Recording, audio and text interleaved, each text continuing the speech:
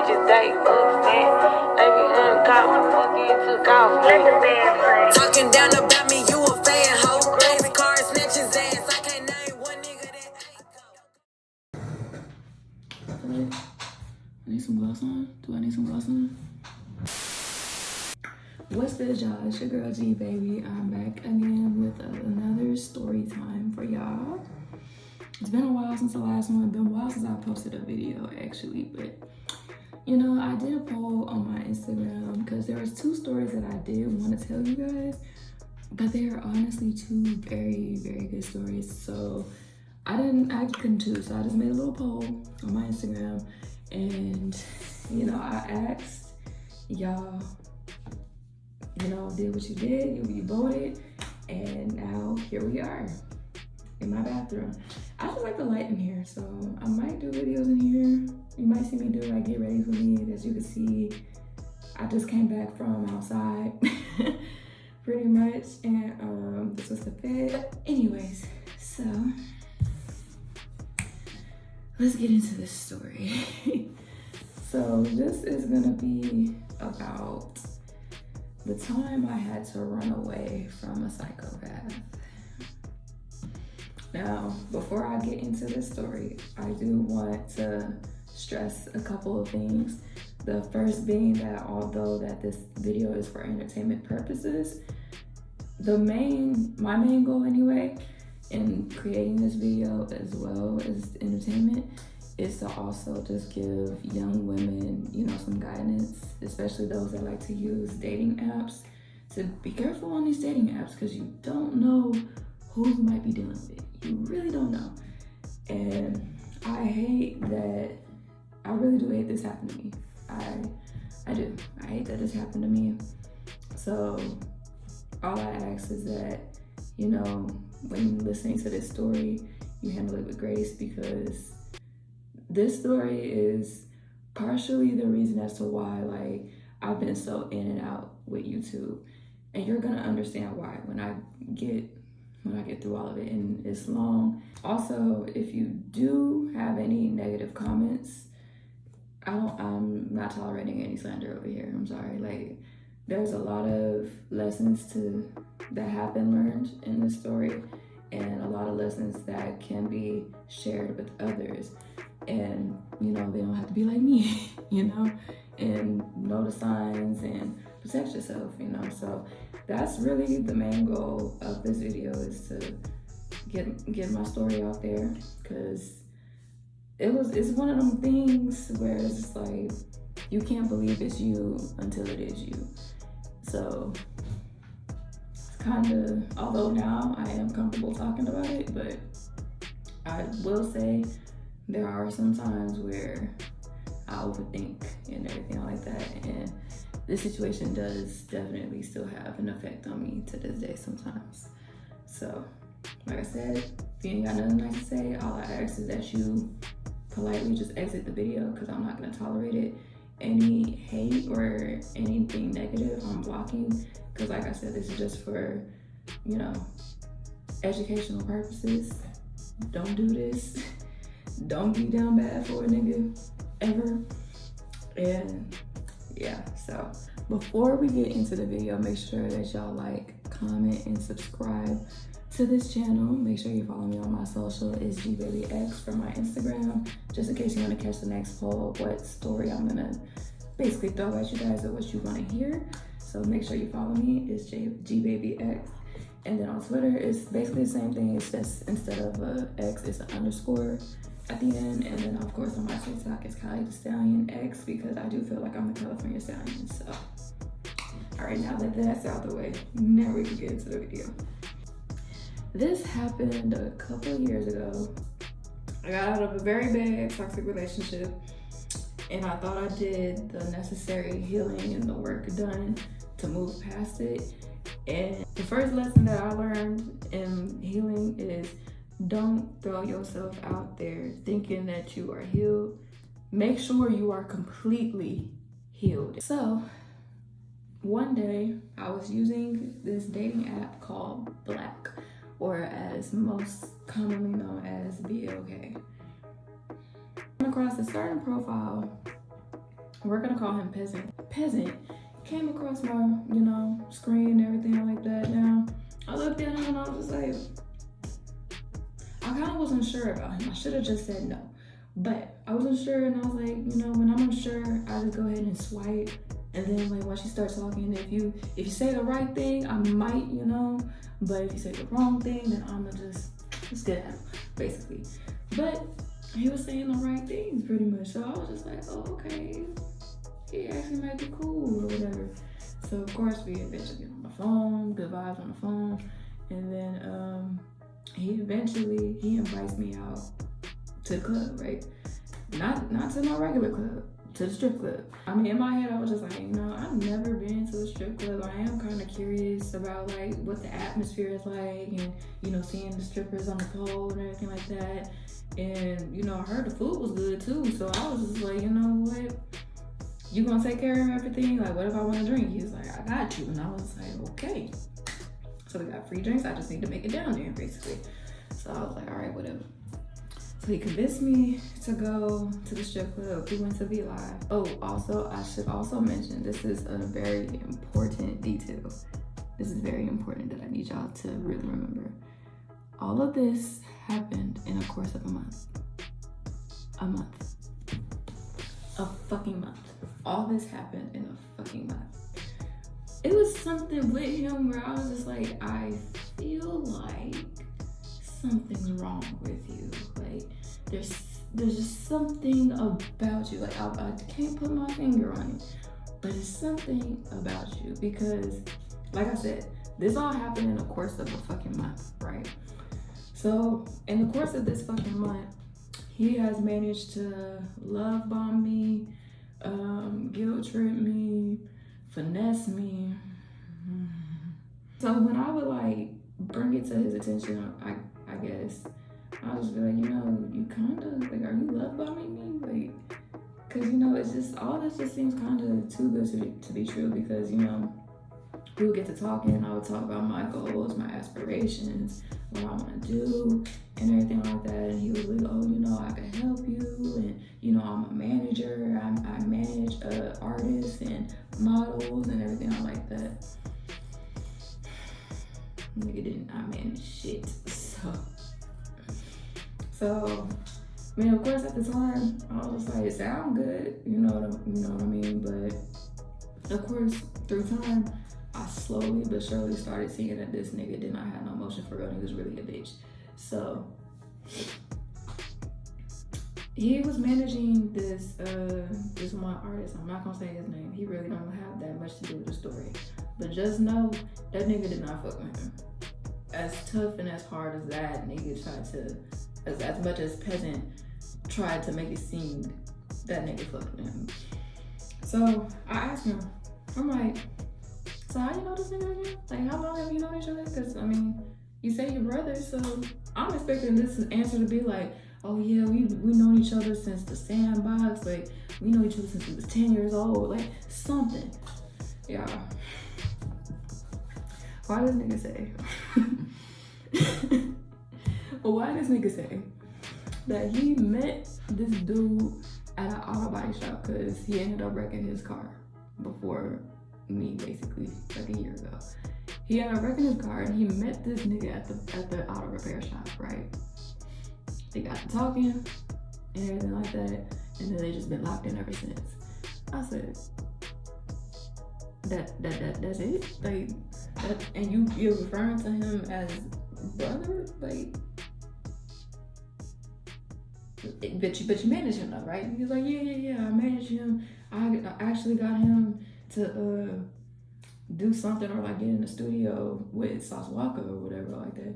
And I'm like, oh, okay. So that's something that managers do. They do the talking for you. They talk you up, you know what I mean, to other artists or other A&Rs, whoever the fuck they need to talk to. They'll talk you up and then they give you the opportunity. And then you as the artist, you're supposed to deliver, right? So I was like, okay, I mean, I guess. But the entire time throughout this month, as he's supposed to be managing this nigga, this nigga that's the artist, he's over here like dropping, money for his girl to get an LV bag. He got a new house for him and his kids and his girl or whatever. He just bought a bust down chain, a bust down grill, whatever. And he was being successful and doing something. I guess he got an advance or something from a record label. I don't necessarily know. I really wasn't trying to get too much into that. All I knew was that nigga was basically just bitching, moaning, and complaining about his artist being able to get a bust down chain and a house and do all these things. And meanwhile, he got rent to pay and he ain't making no money. That's when I started realizing, I'm like, you ain't got no money. But yeah, so he complaining about it. And I'm just like, and you think he's your brother?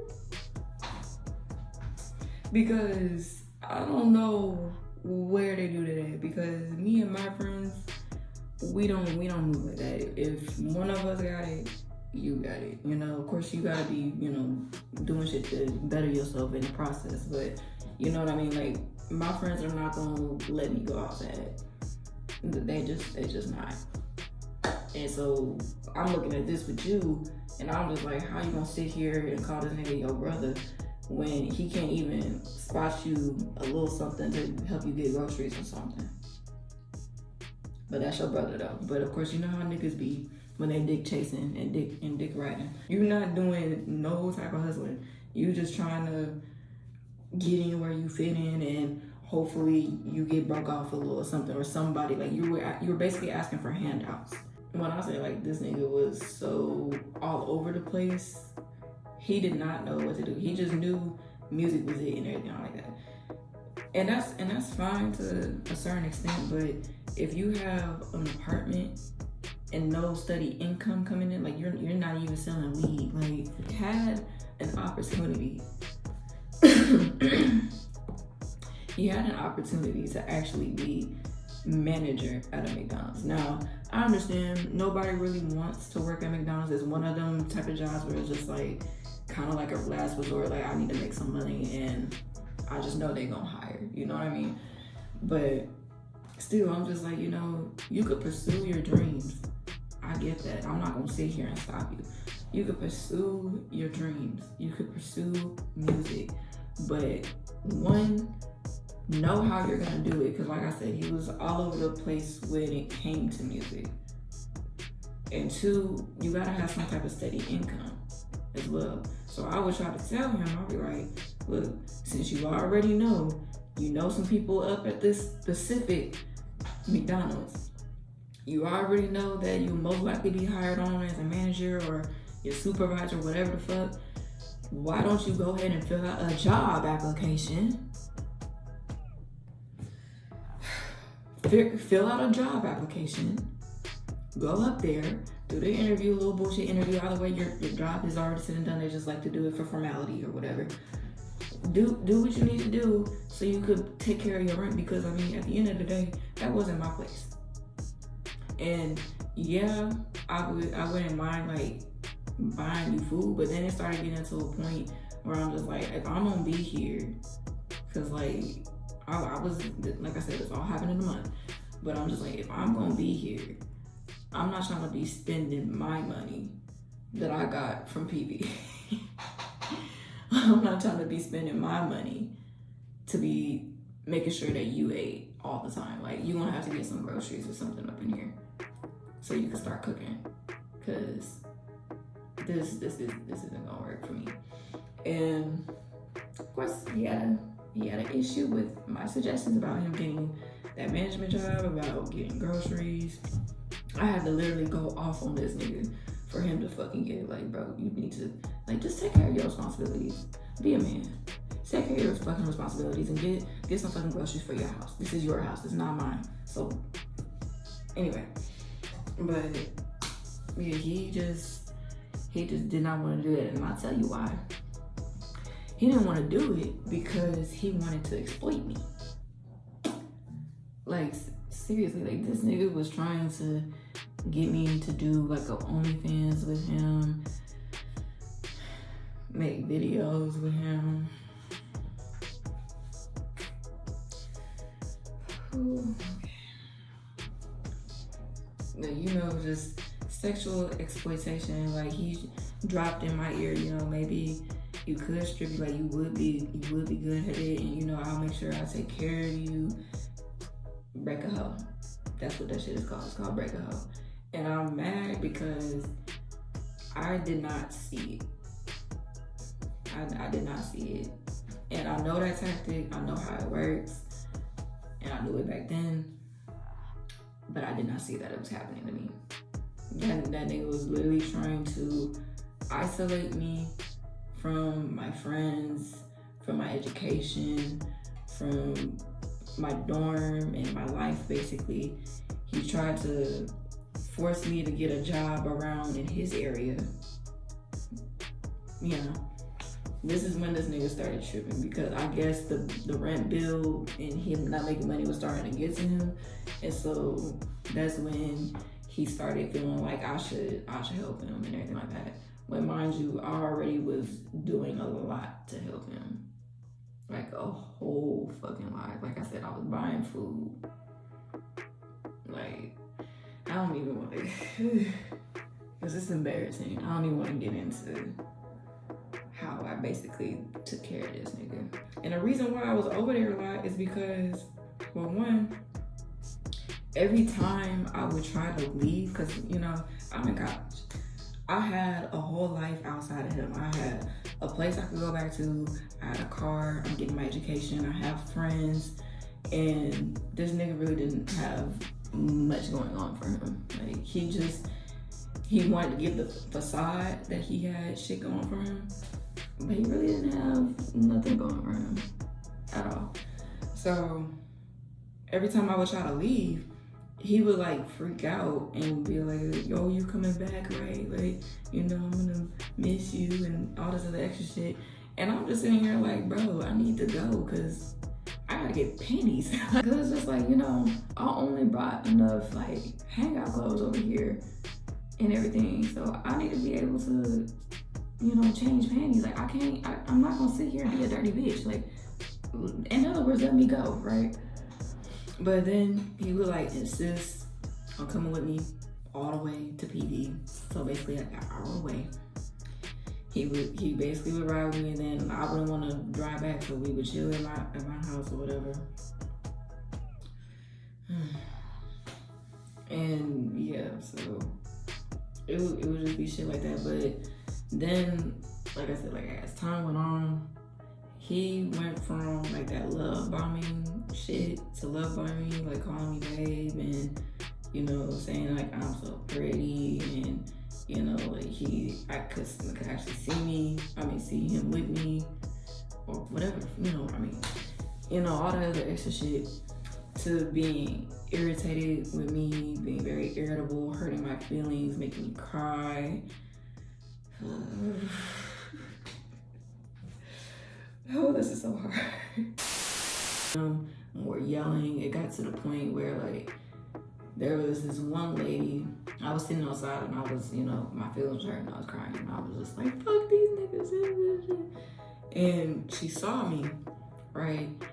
And I did not pick up on the fact that this woman was trying to help me, because obviously there was something wrong with this nigga that I did not know about, but the neighbors did. And so as I'm talking to her, she was like, hey, just know my apartment over there if you ever need anything. Just right there. Don't matter what time of night. And I didn't really take it. Like, it just went over my head. I don't know why. But that was her way of saying, girl, you in danger. And you might need to run away. But like I said, it went over my head. I didn't realize it till afterwards, and I'm just like, God damn. Cause I'm usually like so spot on with things. I'm usually like quick to pick up on something and know when somebody's saying something to me in code, but I know it. So the fact that I was just so oblivious and naive and dumb and manipulated, like it bothers me. It really does bother me. But now we're gonna get into how I had to escape. This one day, before this was like maybe like a couple days, yeah. Cause I think it took me like about it took me like 4 days to escape. basically. But what happened was he left to do something. Somebody picked him up to do something. I forgot what it was. But he came back, and mind you, like I'm on the phone with another friend of mine, and you know, I was just, you know, writing notes and talking pretty much. Like I just got out of class and, you know, just had the PowerPoint up, and you know how it be especially if you went to college during the COVID era, so you know how it is.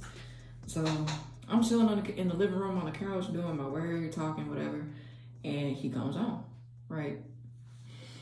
And as soon as he gets inside the house, he's instantly mad at me and was like, "You didn't turn on the AC all day today?"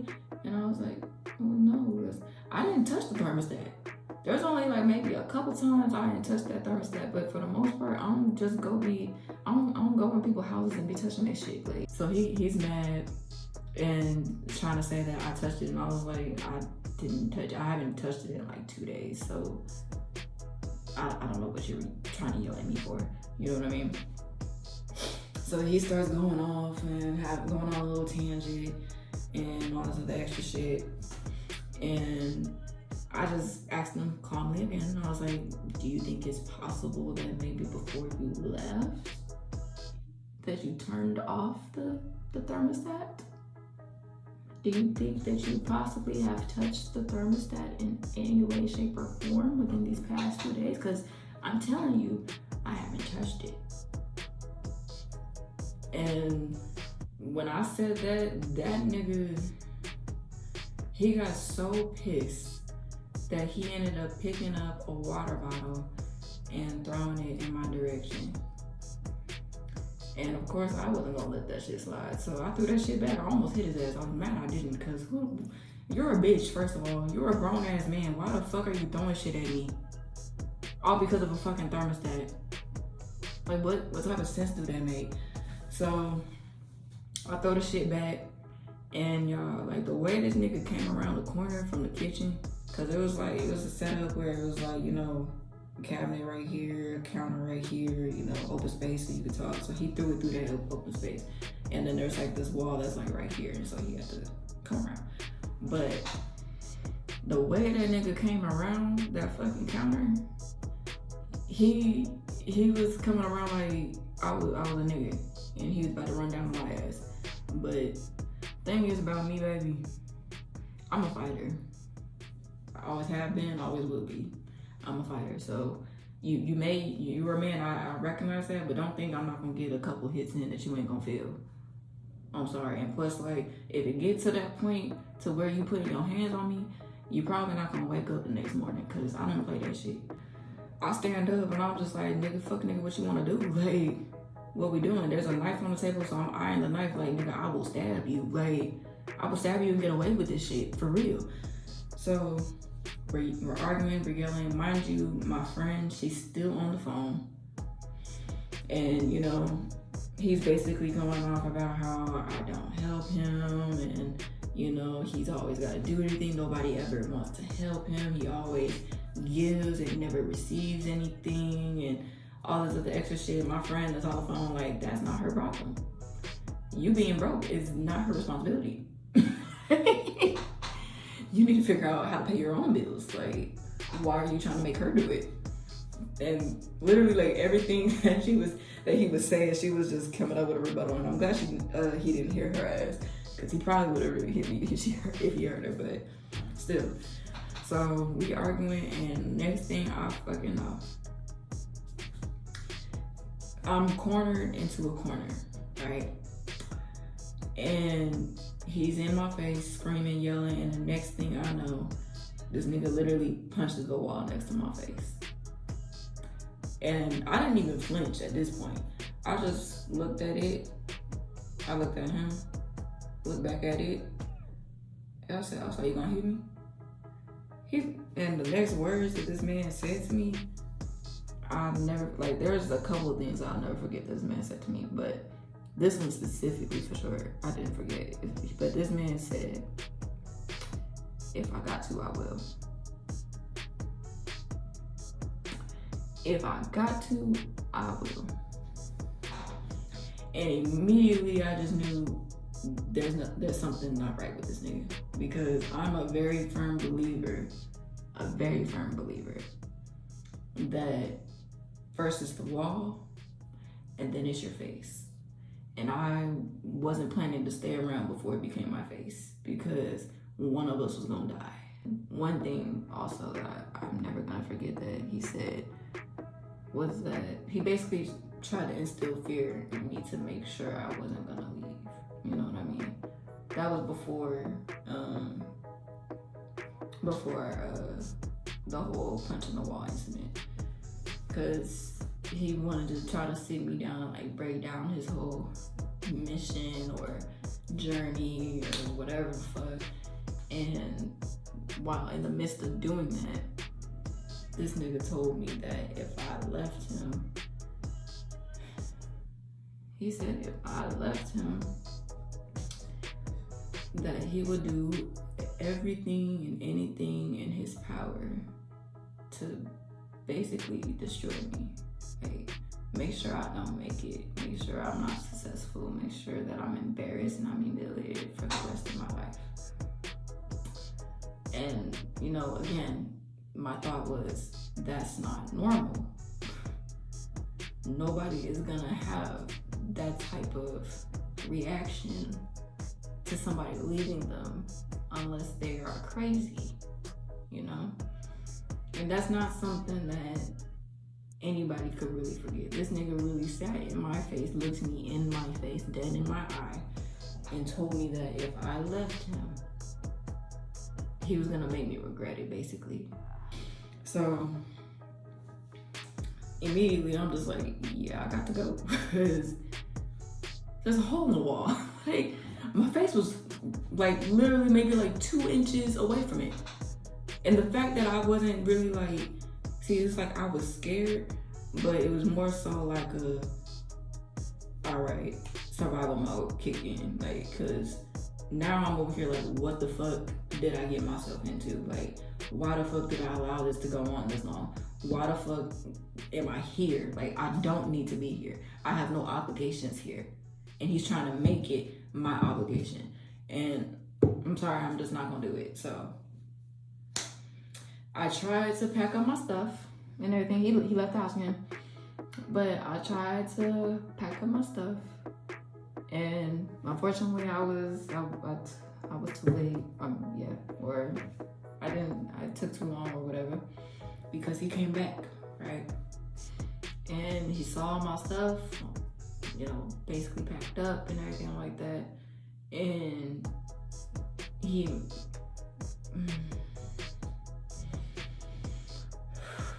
okay.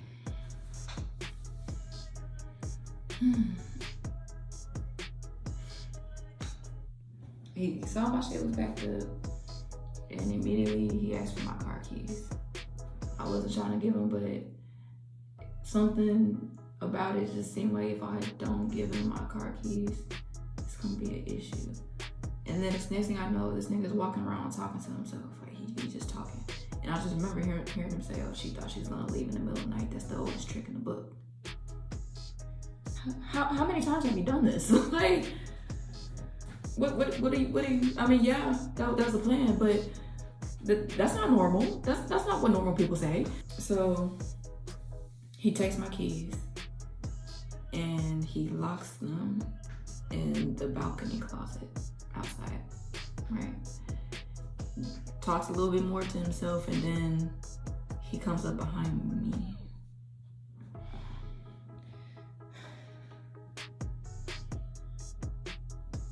He comes up behind me and he just starts massaging my shoulders. Immediately I jump. Like, I jumped because I feel like he was about to choke me, you know?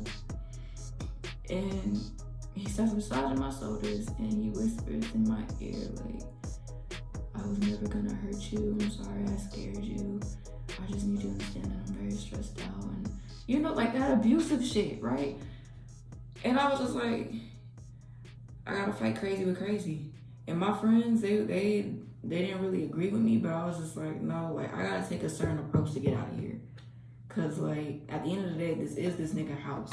So anything that I can really say is probably not gonna stick. And plus he's good at talking. He could talk himself out of it. So I was like, bro, I gotta be smart getting out of here. I gotta figure out something. Like, what can I do? Because one, I gotta get my keys back. You know what I mean? And I gotta get all my shit, and I gotta get out of here, like, fast as fuck. And I also gotta do it unsuspecting. You know what I mean? So I just basically turned into an actress. I was like, I gotta fight crazy with crazy. So I started crying. I started crying. I was like, you punched the wall. You don't care about me. Whole time I'm like, nigga, I'm gonna leave your ass. But you know, he said whatever he had to say. And then after that, I acted like I forgave him. You know what I mean?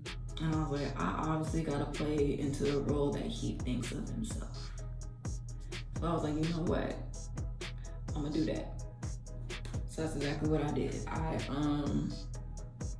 acted like I forgave him, acted like everything was fine, cleaned up around the house, you know, being the good partner that he wanted, you know what I mean? Like, I didn't argue. Whatever he asked for, I just did it. Because the whole time I'm like, I just need to figure out how the fuck to get my keys out of the balcony. That's the only thing. I just need to, because at this point, my bags were still packed. So anytime I took a shower or whatever, because like I said, it took me, I'm gonna say 3. I don't think it's between 3 or 4, but it took between 3 or 4 days for me to get out, right? And so I was over here like just basically searching for an opportunity to get that door unlocked. So he doing whatever he need to do. I'm acting like shit is fine. I'm over here trying to figure out how to pick a lock. I'm over here on my phone, like looking up videos how to pick a lock with a credit card, bobby pin, something. You know what I mean? But finally, my luck came. Really, this was God. But my luck came. And he was stupid enough to leave his keys unattended, right? On the bed. And he went into his closet, which was the studio. So yeah, so he left his key on the bed, and I was like, that has to be the key to open it. Cool. So I snuck in the room. I grabbed the key. I went to the closet and I unlocked it, and I was gonna like start searching for it then, but something just told me, nah, if I search for it now and he comes out that room, that might not be a good thing. So I'm gonna just leave it unlocked. Place the key back, look like nothing happened, just act like I'm watching TV. Whole time I know that thing is unlocked, right? So it come time for him to leave again. He's like, I'm gonna go because my dad in the hospital. So I was like, yeah, go ahead, like, family's important. You need to be around family. All that extra shit, right? So then he leaves, and I waited like a good 10 minutes just in case, you know, niggas be forgetting shit. So I waited 10 minutes to make sure he was completely gone. Soon as I knew he was completely gone, I ran to that fucking closet and I threw that door open, and y'all, you will not believe what was in this fucking closet. Like, anything that a woman needed, he had. Like, I'm so serious. Like, there was shoes, clothes, hair extensions, curling irons, flat irons, makeup. Anything that a bitch has to make herself up, he had it in that fucking closet. And I look, I see all this shit on the floor. It was like 2 trash bags full of just clothes and just miscellaneous stuff. I flew that shit open. I wasn't expecting to see it. So I said, oh, fuck no. Right? Because it's really 2, maybe 3 ways that I could see this shit going. Like, I was first, are you a cross dresser?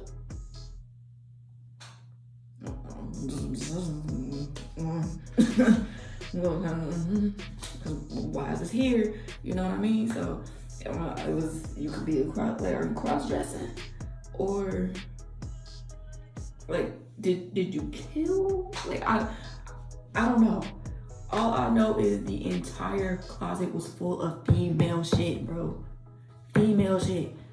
And I'm sitting here and I'm like, I gotta find my keys. So I'm over here just trying to like hurry up, find my keys, rummage through the shit. I can't find my key, right? And I'm just like, bro, he went out here. And I don't think he was that smart to like act like he was coming out here to put my shit up in there and then really hid it somewhere else. So eventually I look up, it's a ledge. And I'm like, bet. So I start jumping. And sure enough, my keys is all the way in the fucking back. I said, give me that shit. So snatch that shit, close the door, and I hid my keys in my backpack. You know, went back to chilling. He comes back and everything.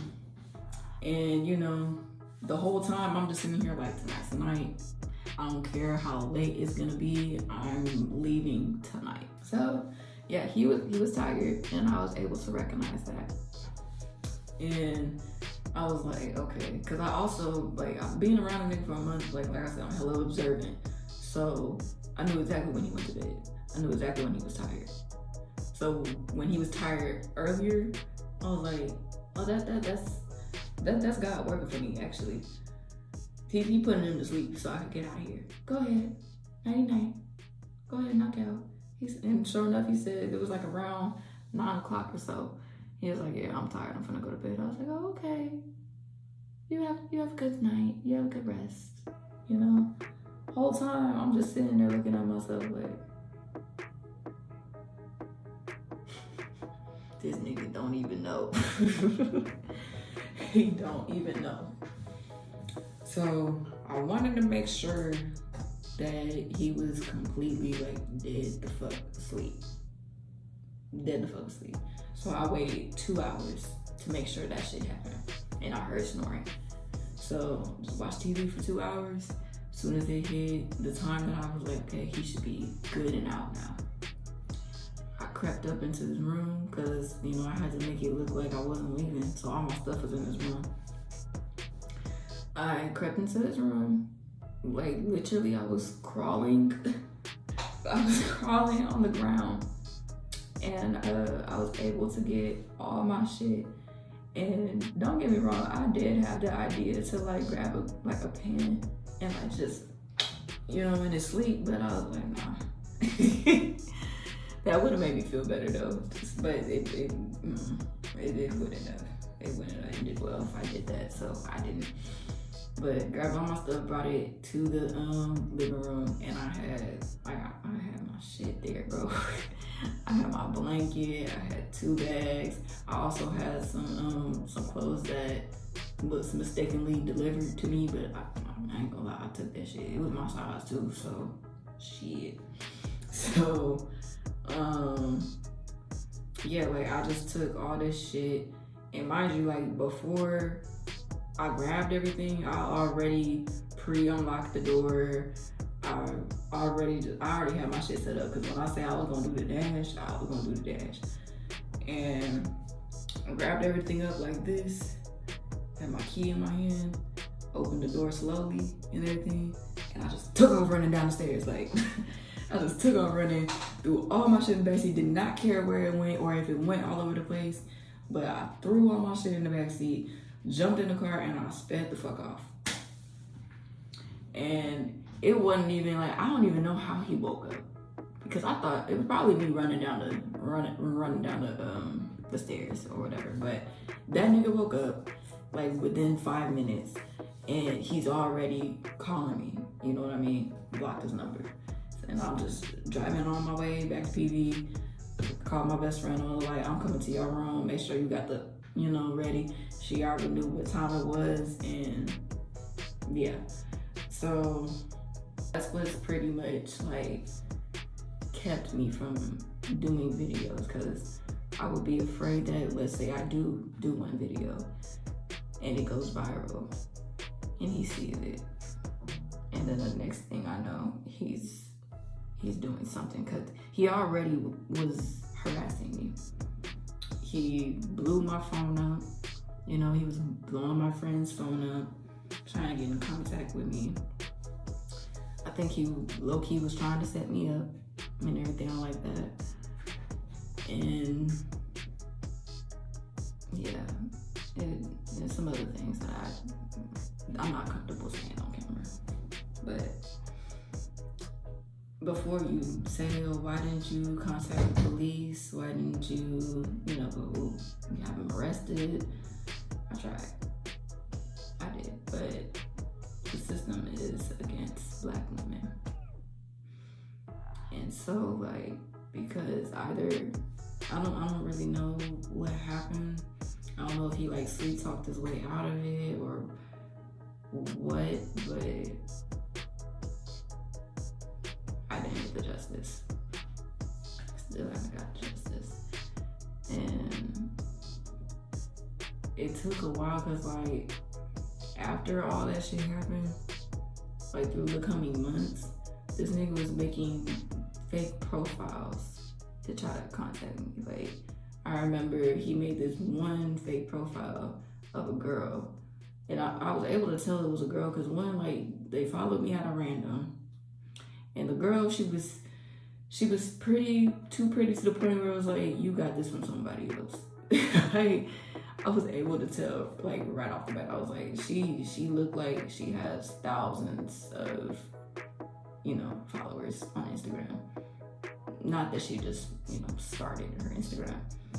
And sure enough, what did this nigga do? This nigga is so stupid. Anytime he would try to contact me from a fake page or a page he thought I wouldn't recognize, first of all, I got my own burner pages. And you know what my smart ass did? I went on my burner pages, plugged in the same Instagram that was trying to contact me on my main page, right? Went to that account, went to the following list. Why is he following himself? You're so stupid. You're so dumb. You really thought I wasn't gonna know it was you? I mean, already the profile looks sketchy as fuck, but I'ma always know, baby. Like, I'ma always know. I'm a professional lurker over here. What the fuck is you talking about? Fuck. So, yeah, like, he made that fake profile of a girl. He had this one profile that was supposed to be like a renting service. Obviously fake or whatever, he's scamming. I don't really know. But it was like this rental service, and he tried to message me like maybe 3 months after all that shit happened. So that's the story about how I escaped the psychopath. I don't know where he is. He hasn't made another profile or tried to message me in a while, so that's good, and that's part of the reason as to why now I'm comfortable talking about this, because this shit, it fucked me up. It did. And I'm choosing not to allow it to fuck me up anymore, which is why I'm on a different wave for 2023. And I've been a little bit more consistent with dropping videos than when I first started YouTube.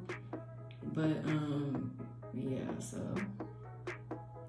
like I said, a lot of key takeaways. I know that was a lot. Trust me, it was a lot for me too. Try being the one going through it. But like I said, you don't think it's gonna be you until it is you.